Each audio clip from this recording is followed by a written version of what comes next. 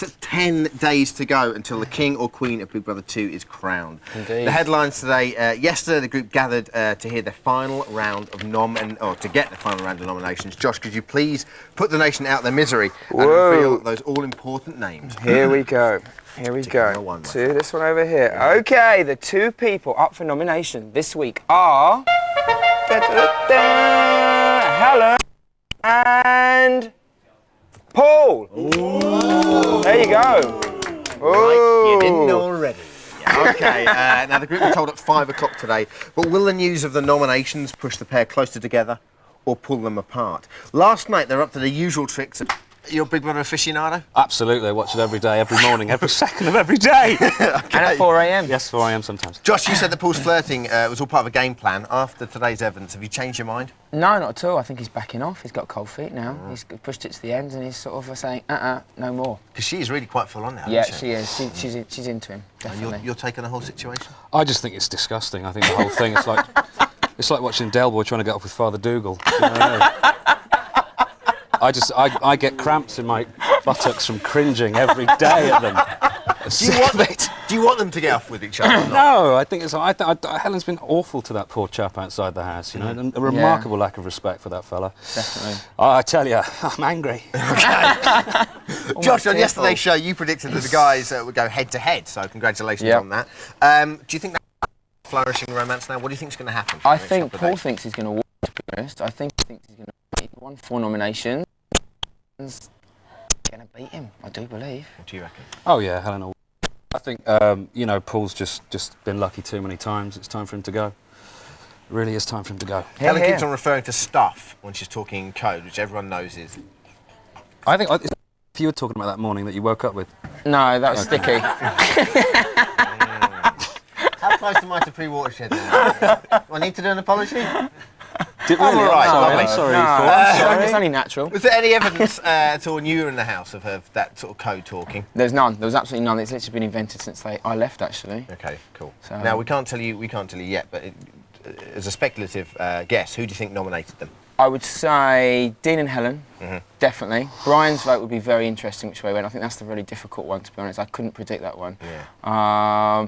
And I'd be interested to see what Helen done, whether she sort of turned around and... She probably nominated herself. Brian is the backwoodsman, isn't he? I think me this He is. week. I mean, he's the go-between. I've done everybody else. It's only fair, isn't it? And watch the complaints from Helen's family flood in! I'm sorry, I really like Oh, no, not for you. I'm the one who always gets blamed. I think Brian's the in-between. He sort of gets on with both parties, so I think his vote's going to be very interesting to watch. Yeah. Yeah, But Brian is the backwoodsman, isn't he? In more ways than one in sort that of house. keeps the 2 groups together, to be honest. Yeah. OK, well, we've heard what Josh and Simon have to think and who will be booted out on Friday. Now we want to hear what you have to think. Will it be hairdresser Helen, who's given the chop, or poser Paul, who's shown carte rouge this week? Our talking point today, Helen and Paul, who's out?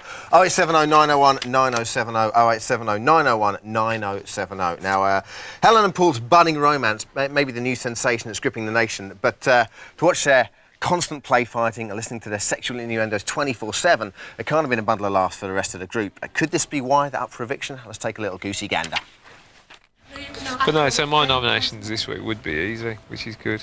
Scared? You're not scared. Guys, look, they're straddling each other. Oh, he's on top of her. Look at them, do you see him? They have to kiss, guys. Do you think it's interesting for the nation? Probably, maybe. Do you think? Yeah, maybe, I don't know. But I suppose if what I call media presenter hands, because the forefinger is very high indeed. This often indicates a lot in the media. And also little finger A lot of what? A lot of ability to put yourself forward ahead of other people. Nice touch, I like that. And the little finger, Yeah. actually pushed down the hand, indicates a little bit of difficulty sometimes with other guys in relationships. But generally speaking, this person gets on well with most people. He's a balanced wheel, and the wide hands show his breadth of vision. Robin, out of all the hands, who do you think is going to win? Can you tell from that? This is very difficult because Sure. you're pushing the science almost beyond it. But the biggest change is in Dean's hand, isn't it? As Right. I said. And I would say because of that, I'll have to go with the science. Space Dart, the lovely Mr. Simon Pegg. Hello there, Simon. How are you? I don't know, nice to see you I thought you were going to give me a high five then. I could have done it if you want to be cool. OK, let's get cracking. You obviously think he's the funniest member of the house. I think Brian Pipsett, yeah, definitely. He's very, very funny. Dean's very dry, but Brian is the funniest, I believe. OK, well, let's take a look at what makes him such a natural. First, camping it up, John Inman Stiley. I might because you're really Brian. Don't be such a meanie now. All the extra inches there need to be tucked away, Josh. No! Demons! How rude! How rude! Demons! What are you screaming at? Is that just a man screaming, or what is that? What you have here is a very funny man. He's using camping out is a great way for when men can be aggressive without the trappings of masculinity. They can be kind of bitchy and sharp. What you basically got here in the tradition of Duncan Norvell, Larry Grayson. Brian's giving us a Chase Me for the Naughties, and I love him for that. It's very, very good.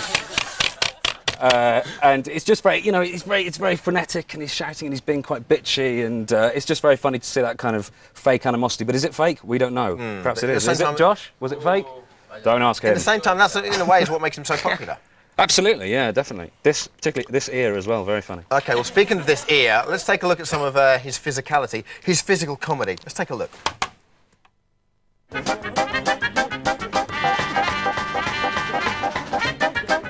I'm here, I'm doing it! They won't like that. They won't show that.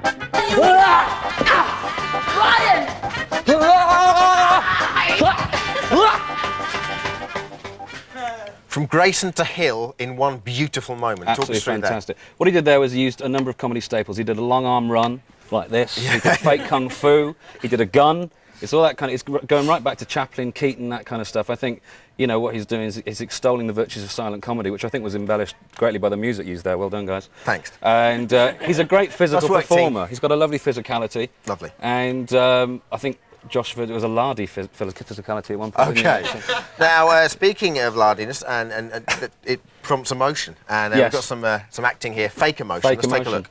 Great tactic.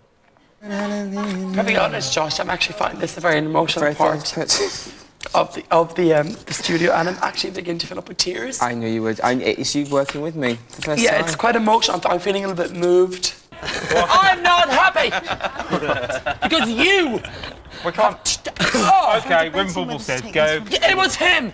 You see? When he said. You can't say that about me. That's not fair. You don't know what I've been through in my life.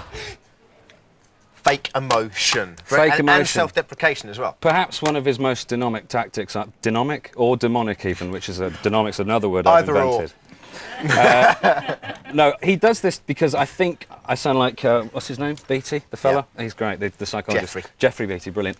He does it because I think he uses it to say, A, what he thinks, B, what he doesn't think. That's quite a large thing to cover, but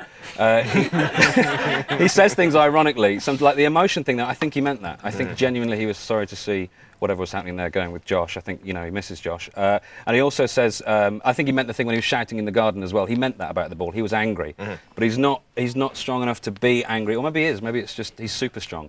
I don't know. But these eyes here are evil. Look at them. Shooting demonic rays out. He's the true demon. He goes on about them all the time. He is one. Okay, now, who else makes you laugh in the house? I think Helen would be the one that makes me laugh. Isn't that guy in there lovely?